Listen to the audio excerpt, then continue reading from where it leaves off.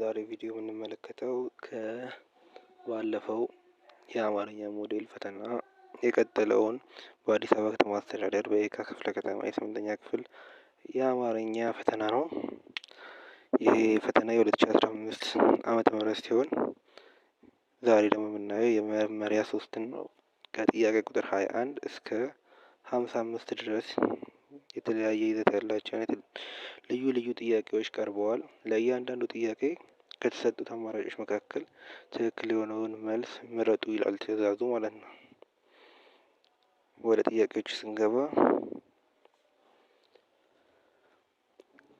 ከሚከተሉት አማራጮች መካከል የቋንቋ መዋቅርን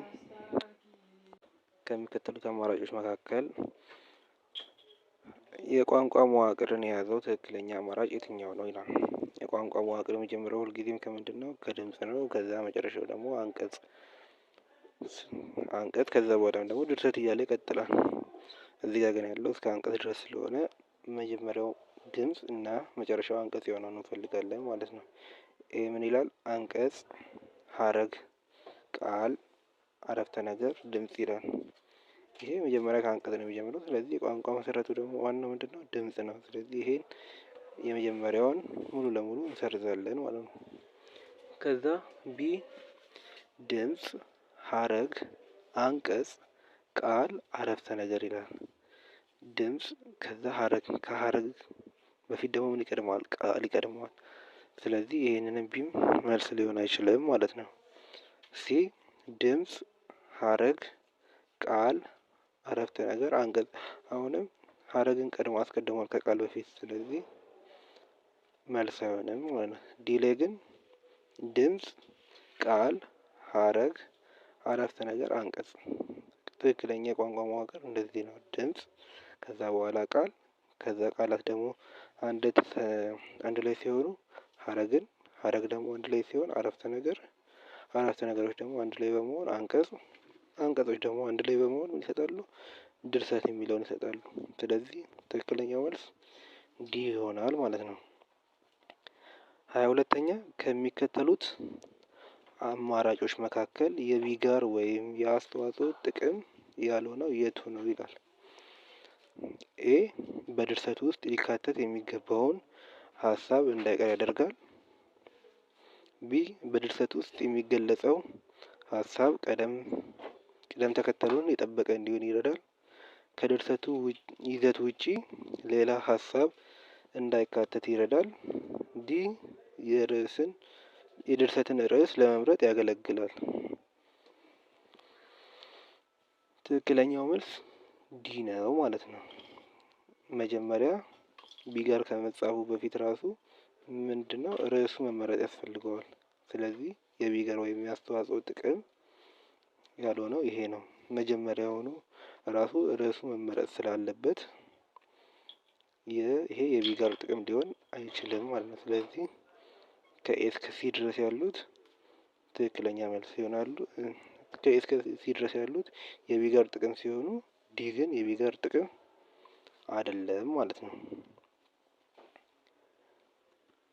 23ኛ ሰላላ መላላ ለሚለው ፈሊጣዊ አነጋገር ተመሳሳይ ፍቺ የሆነው የትኛው ነው? ኤ ንግግሩ የማይሰማ፣ ቢ ረጅም፣ ሲ ያልተስተካከለ፣ ዲ ቀርፋፋ ይላል። መልሱ ኤ ነው። ሰላላ መላላ ማለት ንግግሩ የማይሰማ፣ ንግግሩ አቅም የሌለው፣ ድምፁ በደንብ የማይሰማ እንደማለት ነው። ሰላላ መላላ አዲስ ቃል ስለሆነች ያዟት። 24ኛ መልካም ነበረ ድምጽሽ ያ ጉንፋን ባልያዘሽ። የዚህ ቅኔ ህብረ ቃሉ ዳሽ ነው። ኤ ያ ጉንፋን፣ ቢ ባልያዘሽ፣ ሲ ያ፣ ዲ ድምጽሽ። መልሱ ምንድነው? ባልያዘሽ የሚለው ነው ማለት ነው። ባልያዘሽ ጉንፋን ባይዝሽ ኖሮ ድምጽሽ ያምራል እንደማለት ነው። ምኑ ይሄ ሰሙ። ወርቁ ደግሞ ምንድነው? ትዳር ባይኖርሽ እንደማለት ነው። ትዳር ይዘሻል ለዛ ነው ትዳርሽ ነው እንትን ያለ ለማለት ነው። 25ኛ በተራ ቁጥር 21 ላይ የተጠቀሰውን ቅኔ ወርቅ ዳሽ ነው ይላል። ወርቁ ድብቁ ፍቺ ማለት ነው። ጉንፋን ባልያዘሽ ድምፅሽ መልካም ነው፣ ጉንፋን ያዘሽ ባለትዳር ነሽ። ስለዚህ ቅድም ምን አልኳችሁ? መልሱ ምን ይሆናል ማለት ነው? ዲ ማለት ነው። ባል ያዘሽ ማለት ባል ትዳር ነው። ያው ትዳር ባይኖርሽ ኖሮ ትዳር አለሽ ለዛ ነው ነው። 26ኛ ቁጠባ ሳናደርግ ተሻምተን በልተን እነሱ ወጣጡ እኛ እንጀራ አጣን። ቁጠባ ሳናደርግ ተሻምተን በልተን እነሱ ወጣጡ እኛ እንጀራ አጣን። በዚህ ቅኔ ውስጥ ወርቁ የትኛው ነው? ኤ እነርሱ የሚበሉት ወጣጡ፣ ቢ እኛ ጠገብን፣ ሲ እነሱ እድገት አገኙ፣ ዲ ምግብ አለቀ። መጀመሪያ ለመስራት ምን ማድረግ አለብን? ህብረ ቃሉ መለየት ያስፈልጋል። ህብረ ቃሉ ደግሞ ምንድነው? ወጥ አጡ የሚለው ነው። ወጥ አጡ ማለት ነው። እነርሱ የሚበሉበት ወጥ አላገኙም እንደማለት ሲሆን፣ ሰሙ ወርቁ ደግሞ ምንድነው? ወጥ አጡ ማለት እድገት አገኙ በለጸጉ እንደማለት ነው። ስለዚህ መልሱ ምን ይሆናል? ሲ ኢዝ ዘ ቤስት አንሰር። እነርሱ እድገት አገኙ እንደማለት ነው። ወጥ አጡ ማለት። 27ኛ ከሚከተሉት አማራጮች መካከል ስለ ልብ ወለድ ትክክል የሆነው የትኛው ነው? ኤ የመጽሐፍ ፍላጎት ያለው ሁሉ የሚጽፈው ነው። ቢ ድርሰት ደራሲው የራሱ ፍልስፍና ዘርዘር አድርጎ እንዲያቀርብ ያስችላል። ሲ የዕለት ተዕለት ገጠመኝን መነሻ በማድረግ የሚቀርብ የፈጠራ ጽሁፍ ነው። ዲ በመረጃ የተደገፈ እንዲሆን ይጠበቃል። ይህን ስንመለከተው የመጽሐፍ ፍላጎት ያለው የሚጽፍ ነው። ይሄ በፍጹም የማይሆን ነው። ምክንያቱም ልብ ወለድ ለመጻፍ አንደኛ የድርሰት እውቀት ሊኖረን ይገባል እና የተለያዩ መስፈርቶችም አሉት። ዝም ብሎ የቃላት ድርድር ሁሉ ልብ ወለድ ነው ልንለው አንችልም። ስለዚህ ኤ በፍጹም አይሆንም። ቢ ደራሲው የራሱን ፍልስፍና ዘርዘር አድርጎ እንዲያቀርብ ያስችላል ይላል። ይሄ ሊሆን ይችላል። ሲ የዕለት ተዕለት ገጠመኝን መነሻ በማድረግ የሚቀርብ የፈጠራ ጽሁፍ ነው። ይሄም ይሆናል ይበልጥ። ዲ በመረጃ የተደገፈ እንዲሆን ይጠበቃል። ይሄ በመረጃ መደገፍ ግዴታ አይደለም ልብ ወለድ ስለሆነ የፈጠራ ጽሁፍ ነው። ስለዚህ ኤ እና ዲ አይሆኑም። ከቢ እና ከሲ እናያለን። ደራሲው የራሱን ፍልስፍና ዘርዘር አድርጎ እንዲያቀርብ ያስችላል ይላል። ሲ ደግሞ የዕለት ተዕለት ገጠመኝን መነሻ በማድረግ የሚቀርብ የፈጠራ ጽሁፍ ነው። ከሁለቱ ይበልጥ የሚቀርበው ሲ ይሆናል ማለት ነው። ሲ ኢዝ ዘ ቤስት አንሰር። ቢም ይሆናል ግን ሲ ኢዝ ዘ ቤስት ይሆናል ማለት ነው። በጣም የሚቀርበው ሲ ነው ማለት ነው። ከሚከተሉት 28ኛ ከሚከተሉት አማራጮች ውስጥ አንዱ ከልብ ወለድ አላባውያን አይመደብም። አንደኛ ኤ መቼት፣ ቢ ታሪክ፣ ሲ ገጸ ባህሪ፣ ዲ ምልልስ። የኔም ቪዲዮ ከዚህ በፊት የሰራኋቸውን ካያችሁ ስለ የልብ ወለድ አላባውያን ብለን የዘረዘርናቸው መቼት፣ ታሪክ፣ ገጸ ባህሪ፣ ግጭት ምናምን እነኚህ እንዳለ የልብ ወለድ አላባውያን ሲሆኑ ምልልስ ግን እዛ ውስጥ የለም። ስለዚህ ዲ መልስ አይሆንም ማለት ነው። ዲ መልስ ይሆናል ማለት ነው። ምልልስ የምንለው ምንድነው?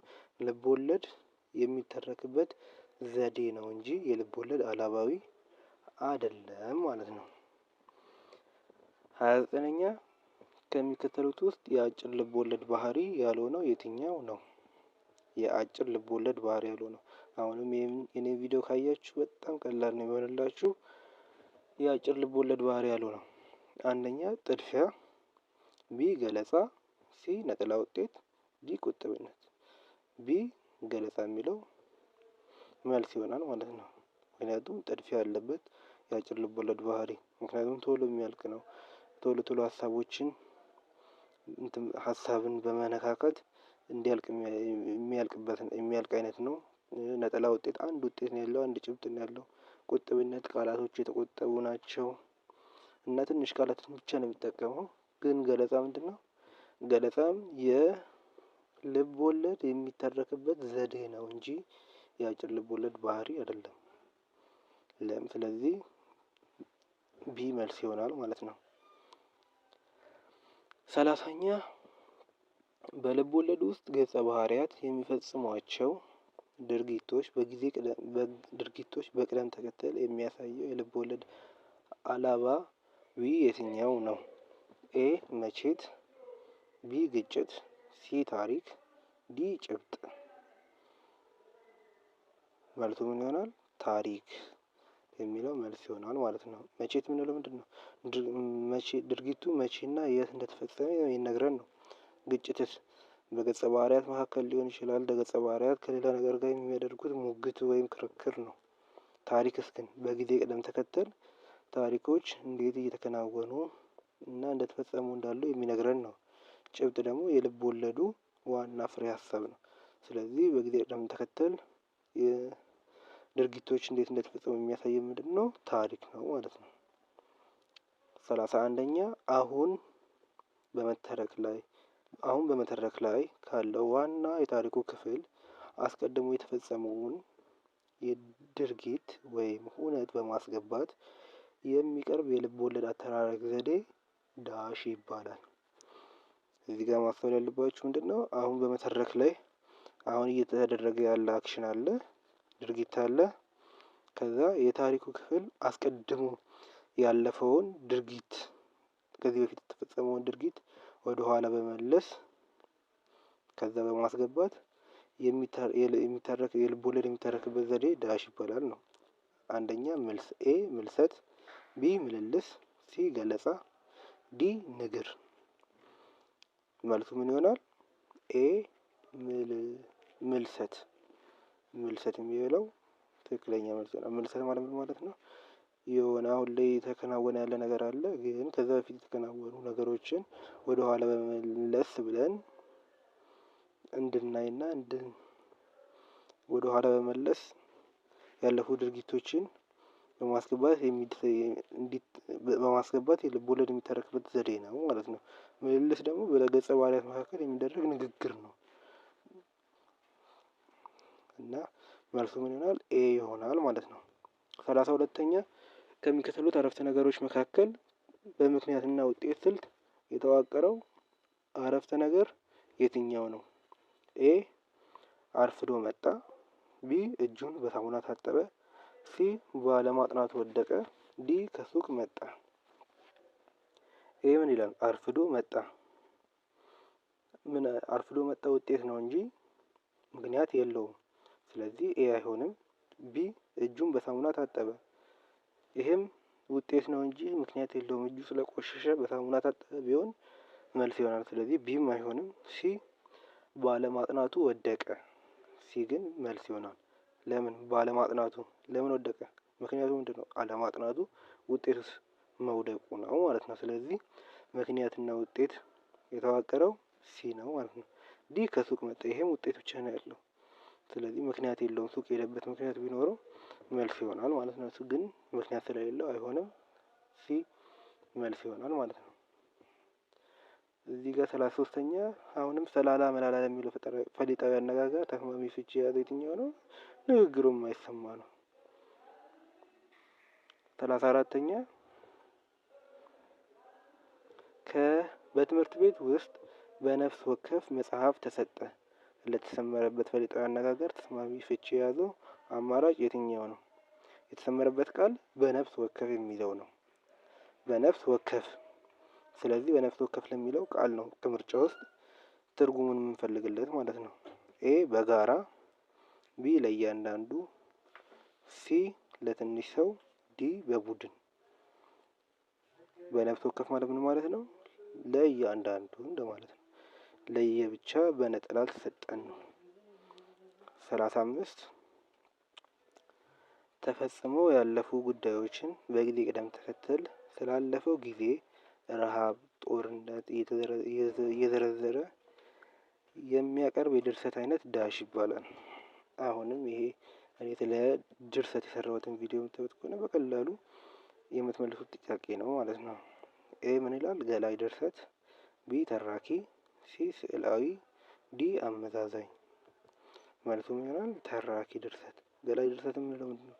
አንድ ነገር የሚከናወን ምንነቱን ለመግለጽ ወይ ደግሞ እንዴት ማድረግ እንደምንችል ምናምን የተለያዩ ነገሮችን የምንገልጽበት ነው። በምን? በአሁናዊ ጊዜ ማለት ነው። ተራኪ ድርሰት ግን ከዚህ በፊት የተከናወኑ ድርጊቶች አሉ፣ እነሱም በጊዜ ቅደም ተከተል የምንናገርበት በአላፊ ጊዜ ማለት ነው።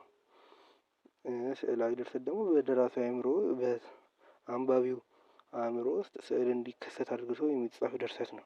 አመዛዛኝ ደግሞ ሁለት ሀሳቦችን በማከራከር በማመዛዘን እና በማወዳደር የሚጻፍ የድርሰት አይነት ነው። ስለዚህ ቢ ተራኪ ድርሰት የሚለው መልስ ይሆናል ማለት ነው። 36ኛ ከሚከተሉት አረፍተ ነገሮች መካከል በፍካሬያዊ ፍቺ የተጻፈ አረፍተ ነገር የትኛው ነው? በፍካሬያዊ እማራዊና ፍካሬያዊ የሚል ፍቺ አለ በአማርኛ ውስጥ። እማራዊ ፍቺ የምንለው ምንድን ነው? የቃሉ ቀጥተኛ ፍቺ እንደማለት ነው። ፍካሬያዊ ፍቺ ግን እዛ ቃሉ አረፍተ ነገር ውስጥ ሲገባ የሚሰጠው የራሱ የሆነ ፍቺ አለው። ያንን ፍቺ ነው። ስለዚህ ፍየል ቅጠላ ቅጠል ትመገባለች። ይሄ ቀጥተኛ ፍቺ ነው። ቢ ልጁ ሲበላ አሳማ ነው። እባብ ተናዳፊ እንስሳ ነው። ዲ እርግብ በራሪ እንስሳ ናት። ኤ ሲ እና ዲን ካያችኋቸው እንዳለ የጻፉት በቀጥተኛ ነው። ግን እዚህ ጋር ልጁ አሳማ ነው ሲል ልጁ 4 እግር ያለው ምናምን እንስሳ ነው ማለት ፈልጎ አይደለም። ልጁ አሳማ ነው ማለት ልጁ ሲበላ አሳማ ነው ማለት ልጁ የሚበላው እንደ አሳማ ነው ማለት ሳይሆን ልጁ በጣም ሆዳም ነው የሚለውን ለመግለጽ ነው። ስለዚህ ቢ መልስ ይሆናል ማለት ነው። 37ኛ ከሚከተሉት አረፍተ ነገሮች ውስጥ ተግብሮ ግስ የሆነው የቱ ነው? 37 ከሚከተሉት አረፍተ ነገሮች ውስጥ ተግብሮ ግስ የሆነው የቱ ነው? ኤ ልጁ ወደቀ፣ ቢ አውሬውን ገደለ፣ ሲ የቤት ስራውን ጨረሰ፣ ዲ ልብሱ በሰፊው ተቀደደ። ይሄ ጥያቄ በጣም ቀላል ስለሆነ ለእናንተ ትችላችኋለሁ። ኮሜንት ላይ ቀድሞ ለመልሱን ለጻፈልኝና ማብራሪያው ለገለጸልኝ ጊቫዌ ይኖረኛል። ወደ 38ኛው በደንብ ላብራራ ነው፣ ግን በደንብ ያላብራራ መልሱን ብቻ ላስቀምጠልኝ ሽልማቱን ማልሰጥ ነው የሚሆነው ማለት ነው። 38ኛ ከዚህ ቀጥሎ ተዘበራርቀው የቀረቡ አረፍተ ነገሮች በቅደም ተከተል አስተካክለን ስናስቀምጥ ትክክለኛው ቅደም ተከተል የትኛው ነው? አንደኛ መልስ ከመስጠቷ በፊት አካባቢውን በፊቷ ገጽታ ቃኘችው። ሁለተኛ ለማንኛውም ብዙ ወጋገን አወጋን፣ ታሪኳ በጣም አሳዘነኝ። ሶስተኛ ትርጉሙ ከዚህ አገኘው ማለቷ ይሆን? አራተኛ ጸዳል ማለት ትርጉሙ ምንድን ነው? ይሄ በሁለት ሰዎች መካከል የሚደረግ ኮንቨርሴሽን ንግግር ስል ነው እና ቅደም ተከተሉን ስናይዘው እንዴት ይሆናል ነው። መጀመሪያ ምን ትላታለች? አንደኛው ጸዳል ማለት ትርጉሙ ምንድን ነው ብላ ትጠይቃለች። ከዛ ሁለተኛው ምን ብላ ትመልሳለች? መልስ ከመስጠቷ በፊት አካባቢውን በፊቷ ገጽታ ቃኘችው። ከዛ ምን ብላ ትርጉሙን ከዚህ አገኘው ማለቷ ይሆን ብላ ትመልሳለች። ከዛ ለማንኛውም ብዙ አወጋን፣ ታሪኳ በጣም አሳዘነኝ ተብሎ ያልቃል ማለት ነው። ስለዚህ በአራተኛው ይጀምራል። ከዛ 1 ከዛ 3 ከዛ 2 ትክክለኛው መልስ ምን ይሆናል?